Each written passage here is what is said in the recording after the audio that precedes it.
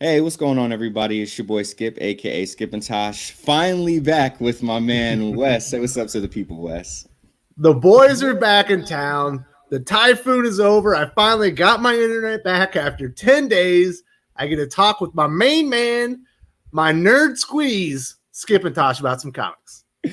Finally, man. My week felt so different, like not doing OTB and not doing Geek Spam, but we're back in it, and I get to hang out with my man Wes, which is always fun. And wow, we get to talk about a really fun. Was like one of those like comic books. This is like the epitome of comic books to me. Symbiote Spider-Man, Alien Reality, by writer Peter David, one of my favorites, and art by Greg Land, one of my least favorites, but easily some of my favorite art that I've ever seen by Greg Land. Wes, we're not going to go start to finish, but you advised that we read this book, and I was like, I'm traditionally, full transparency, not a huge Spider-Man comic fan. I enjoy the character. I really like Peter Parker and all of his world, and he has some of my favorite, like, of the rogues gallery of supervillains and stuff like that. But I've never been big into Spider-Man comics, but I am thoroughly impressed and super happy that you advised us to read this. Tell me a little bit about how you felt about this book. I didn't know what to expect. It's the sequel to Symbiote Spider-Man, which I didn't read because I saw there was one review and they kind of recommended it, but it's kind of out of continuity. Is it really worth my time? I feel like a complete doofus right now, like CB and one of his minions, for not reading Symbiote Spider-Man, because this is one of the funnest comics I've read all year. I was smiling the whole time. You can't get it off my face. And it's funny because recently I'd also read Fantastic Four: Prodigal Son, which also Peter David had written, and I had found out primarily about Peter David from another awesome comic book channel called Comic Tropes. And everything that I had read from Peter David since then, it's like always the perfect amount of action, the perfect amount of like characterization, the perfect amount of like interaction. His stories always have, like, even if it's not a bunch of action, he just knows how to like keep the beat going. He's like a drummer that's in the pocket, but he'll give you some really dope fills to keep things interested. I really liked how going into it, like we go into a whole different world, and then within the different world, I really enjoyed how the characters were mixed up. And not that trope isn't always a fun one. Sometimes it's too tropey, and it's like, okay, of course, and this person's going to be this person. But he picked really good people to switch spots, like having Hobgoblin be the Sorcerer Supreme instead of Stephen Strange, and having Natasha having Black Widow be Black Cat instead. And every time he ran into one of those people, like, their relationship and everything was interesting. And in a way, even though he was kind of like in danger and kind of like trying to figure out what was going on the whole time, I felt like in a way he kind of got to live out some of his fantasies, at least with Natasha. So I thought that was pretty cool. What was your like favorite part of or like your favorite scene of the book? Well, so I really like Kraven's Last Hunt. It's one of probably my favorite Spider-Man story. And it's not really even a Spider-Man story. It's really a Kraven story with some Spider-Man elements, because he ends up being the foil that takes him down. So it starts out he's fighting Kraven after a brief opening scene that's definitely going to play into what's going on, but it's a complete mystery at this point. And he's fighting him, and he's trying to stab him, and all of a sudden he gets knocked out because I guess he took a blow with like some toxin on a ring or something. So he wakes up and he's like Jungle Man. I was like, what is going on here? And I like that Peter Parker is just as confused as I am. He's like, who are you? You were just trying to kill me. And he's like, we're friends now? We're partners? And they're like, yeah, you guys are hero partners. It's like, okay. And he's just kind of going with it. And I thought it was the perfect opening scene for the thing. And I loved it. It brought me right into it. And like I said, I couldn't get over just how much fun and how random and how weird it is. And the Spider-Mobiles in here, a lot of people probably don't even know that existed. Yeah, that was another thing that was really awesome too. You pointed it out how, you know, how Peter was just as confused as we are. And recently I watched a movie, a different type of storytelling, but I actually went to go see Knives Out by wow, how am I forgetting his name right now? Ryan Johnson, who famously wrote and directed The Last Jedi, which is a very controversial movie. I'm not a fan of it, but I wanted to go and see another one of his movies where he's away from something that I hold so dear, and I wanted to kind of, again, try to judge his art in a whole different way. And he had a lot of twists and turns. He likes bendy, twisty things. He likes to subvert expectations, there was some really nice writing, but storytelling is such a big thing. And one of the things that Ryan Johnson failed out in Knives Out, and I still think Knives Out was actually a good movie. I think it's worth everybody's time, but more so for the acting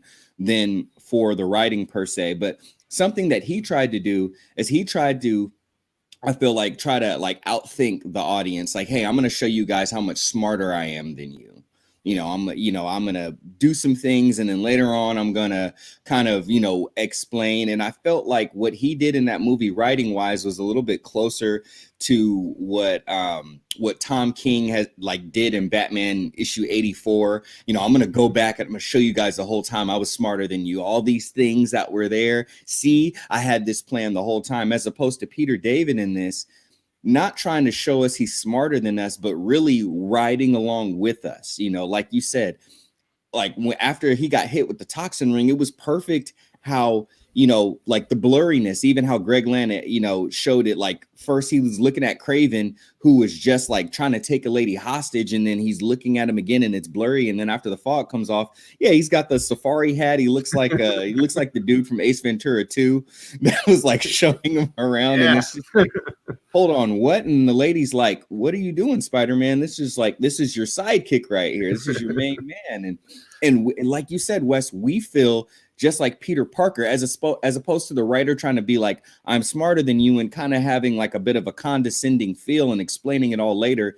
He took the time in the moment to make us feel the confusion, not to flurry us and string us along. So I really, really loved that. I also really loved the very, very opening scene where Natasha flies in and Doctor Strange is there and shows up eventually, because I always loved Doctor Strange, and I feel like both of them, the characterizations, Wes, were so good. Natasha and Doctor Strange, and just them talking and kind of the quippiness, and Doctor Strange talking about how this is out of the world.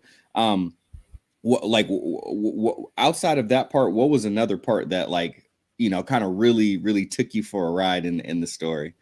Well, yeah, like I said earlier, this Spider-Mobile is just such a weird thing, and then it gets impounded, and he's like, it'll come back eventually. I was like, oh, this is great. And eventually it comes in because it's on autopilot or whatever. It was like, there's so much random stuff. It's the randomness that I love about it, and all the characters that are out of place. And then, he goes into the Sanctum Sanctorum, or to go see Doctor Strange, and Wong doesn't know who Doctor Strange is. He's like, well, would you like to see, who's in charge now? It's like, I wonder who this is going to be. And I'm like, I wonder who this is going to be. Who's it going to be? And I should have figured it out because of the cover, and then it's the Hobgoblin. You're like, what is this guy doing here? And Peter's even going, this guy's never been associated with magic. What is happening here? Like, this is so much fun. It's crazy. This book was so much fun and so good. It's like I'm kind of struggling to find out things, because literally there wasn't one part of it that I didn't like, and one part that I questioned, because sometimes in storytelling there's some convenience, right?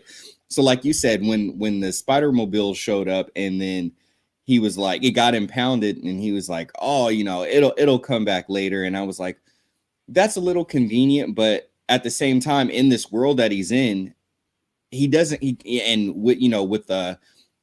no longer in hot pursuit, so to speak, but he's just trying to he's literally trying to gain his footing after running into his bearings, just trying to get his bearings. So he kind of doesn't have time to worry about things like that. And I was like, okay, well, that makes sense.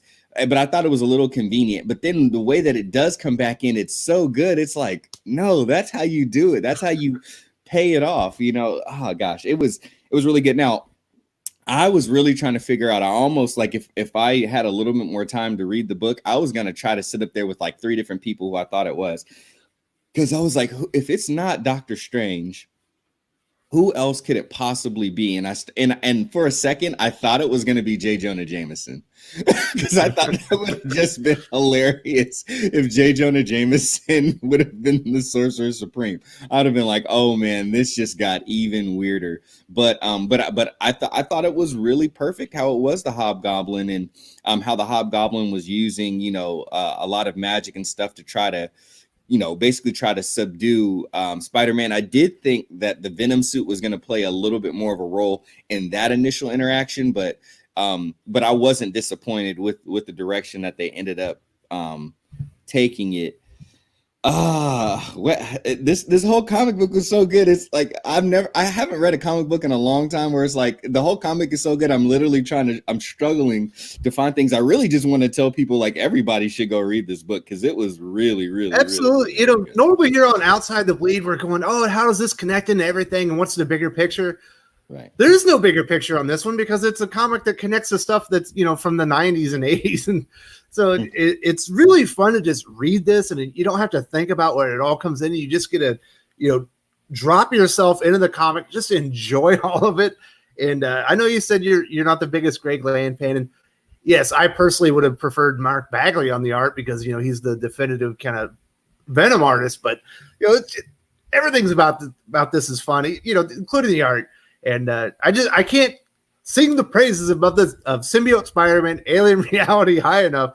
If you like fun comics, if you want to just go have a good time for 10-15 minutes, go pick this up yesterday. It's so good. It's so good. And like me, I love comics. Like if Tom King writes if Ting writes a good comic, I'm going to tell everybody it's a good comic. I don't just dislike the guy. I want comics to be good. Same thing with Greg Land. This is some of the best art I've ever seen from Greg Land. It's actually good. So like, I'm not going to sit up here and try to find reasons to crap on Greg Land. Like, even with him stealing other people's art and swiping and all that, like, don't do that. Don't swipe people's art. But when the art is good, and there's even, as soon as I got in here, going to be honest, Natasha's face that he saw, that's a face that he's copied and used in multiple books that he's done. Not going to lie. But it looks good in here and it's worked. That's literally the only knock I have. And it's not even in here all that much. It's used 2 times. If you never read any of those comics before, you wouldn't know. I just happen to know. But this comic is good from beginning to end. I mean, every line, like in the characterization still, like I said, from Peter's quippiness and how he was talking smack to Kraven, to once he got confused, and even how he had to kind of tell, Natasha Black Widow Cat, I guess, hey, this, that, but like, stay away from me. I got to figure this out. Everything was just so on point. And this is a writer that you can tell knows the characters, knows the story. And I can tell you the same thing from Fantastic Four Prodigal Son.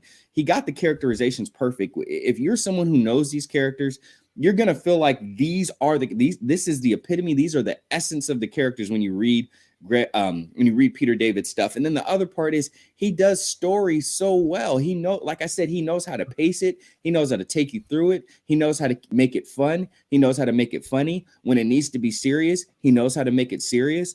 I'm happy that CB Cebulski is definitely doing one thing right with, keeping Peter David with work. And I know he fell on hard times, and he went into like the film and TV industry, and he was really trying to, break out in there. But I'm happy he's back in comics, and I hope he keeps getting work, and I hope they give him an ongoing series, because maybe he's not the biggest name right now. And I hate how even in Hollywood, sometimes actors and actresses, they do these really big movies, and it's kind of like, where do they go from here? And you're like, well, what is Edward Norton doing these days? And what are but like, when people are good, find work for them, because they're going to deliver, and try to give them something else big again, because when it's good, people are going to come, people are going to buy it, they're going to spend their money, and the industry stays healthy. So like Wes says, you should have had this book yesterday. I should have had this book as soon as it came, like as soon as it was physically tangible. I'm so happy I read it. This is what comics is all about, stories like this. So we can't even drag. I don't even think we can make this any longer, Wes. 15 minute promotional call the art symbiote Spider-Man. Art a 4.5 out of 5, characterization of 5, plot of 5. Overall, it's a 5. It's the highest recommendation I can give. This is why you read comic books for stuff like this. I can't get over how much fun it was. Me neither. So go check it out. Thanks everybody for joining us. We'll have Geek Span for you soon. We'll be back hopefully to our normal schedule as long as no more typhoons come Wes's way. He's such a tough dude. He'll probably just tell the next one, you better get out of here, and it probably won't even hit him for all I know. Because the West don't want to hear it. That's very fair. Any kind of donations you guys want to provide via coffee really helps us out, as we've got some creative bills coming up and some really big plans that we want to do in 2020, which is just around the corner. If you're looking for a gaming chair, still Taboo Ohana, check out the link below. If you have any questions, hit me up, and please come and join us in the Discord, because fun conversations, just keep happening in there. We keep sharing our favorite panels, books to read, books maybe that you don't want to spend your money on, what the heck is going on with X-Men and number 3, which we'll be talking about a little bit soon. So make sure you just stick with us, and we appreciate all of our new viewers and our new Discord people. Salamat po. We're out.